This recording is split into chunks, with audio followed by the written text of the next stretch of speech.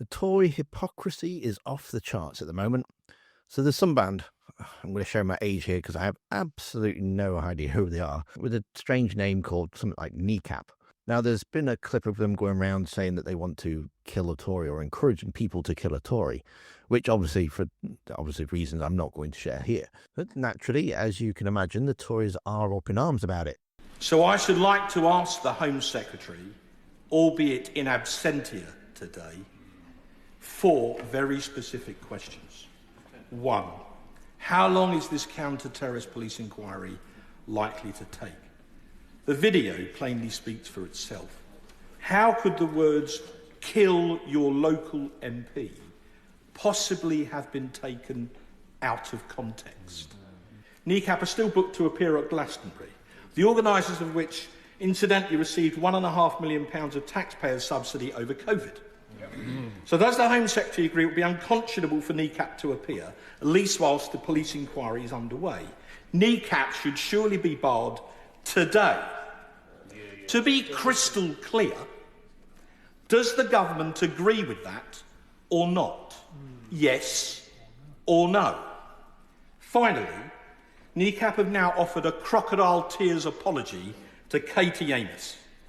Haven't that family been through enough already?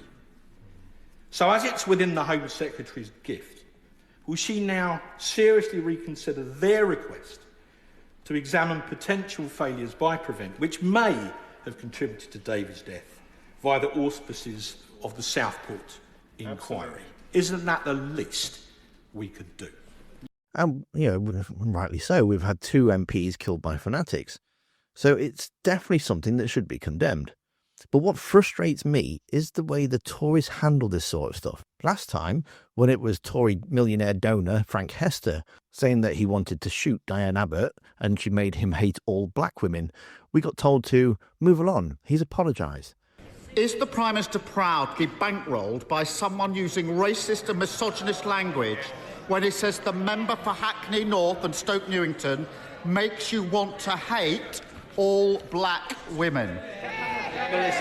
Mr. Speaker, the alleged comments were wrong, they were racist, and he has now, as I said, the comments were wrong, they were racist. He has rightly apologised for them, and that remorse should be accepted, Mr. Speaker. There is no place for racism in Britain, and the government that I lead is living proof of that. Mr. Speaker, the man bankrolling the Prime Minister also said that the member for Hackney North should be shot. How low would he have to sink? What racist, woman-hating threat of violence would he have to make before the Prime Minister plucked up the courage to hand back the £10 million that he's taken from him?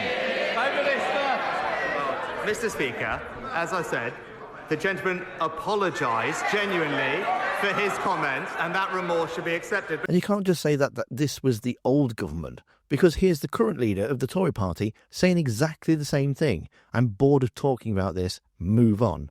Mr. Speaker, I understand why the Labour Party insists on bringing this issue up over and over and again, but he has apologised for his comments. We've welcomed his apology, and we are drawing a line under it because we're focused on what matters to the people of this country. I had letters last week of people telling me that we were wasting time focusing on issues that were not relevant to them. We need to focus on what matters to the British people. Did it make you feel when you read those alleged comments for the first time? It didn't make me feel anything in particular. I just read them and I thought that these comments were inappropriate. I hadn't actually realised the news for a while, but it seemed to be something that was dominating the headlines. In fact, I'm still amazed that over a week later I'm being asked about it. Well, you felt strongly enough about it to come out on social media and say that they were racist, even though at the time the Prime Minister hadn't done so. Yes, that was a week ago. Yes, that was a week ago. I'm surprised I'm still talking about it. Are you surprised? Because this is a man who is the Conservative Party's biggest donor. We know that he's given £10 million to your party. Are you comfortable with the fact that that money is not being given back? Yes, and as I said earlier this morning, and also, as I said last week on Tuesday when I explained my views.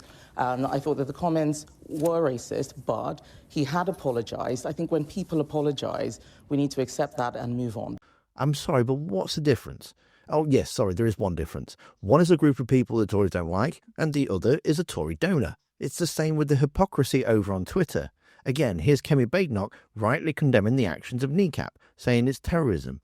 Yet when it comes to people who've been in prison for wanting to have families, presumably with children, to be burnt alive, that's just hurty words. What's the difference? Oh, yes, sorry, there is a difference here again. One is the wife of a Tory councillor. You can't just pick and choose what you think is abhorrent when it's the same thing. None of this is acceptable. I mean, they bang on about two-tier justice and two-tier Keir. What about two-tier Kemi? Why is it okay for her to say that some terrorism is just hurty words and others should feel the full force of the law? Let me know down in the comments what you make of it all.